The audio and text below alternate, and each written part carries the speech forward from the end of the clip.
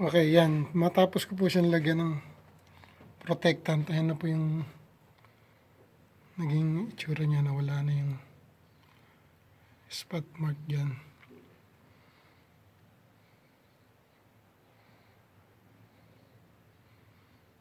Yung reflection na lang po yan ng liwanag, pero okay na siya.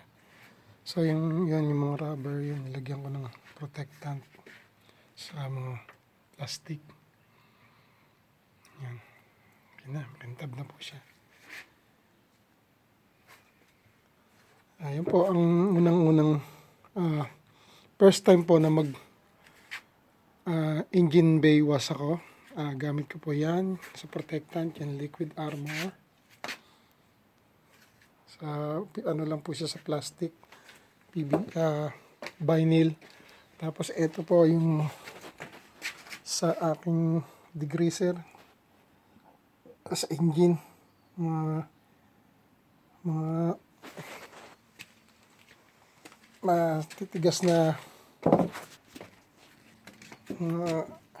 grease sa ito po. Hindi po siya yung anti-mold, yung APC po siya.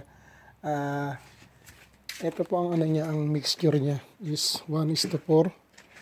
So meron po ako dito mixture niya. Yan. Yan po yung mixture niya. 1:4 siya. Ito po yung product niya. Meguiar's Detailer All-Purpose Cleaner.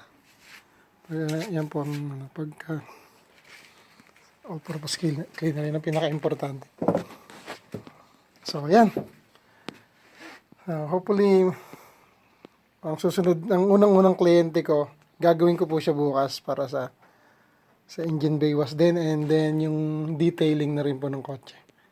So yan, nakita ninyo. Not bad for a first timer.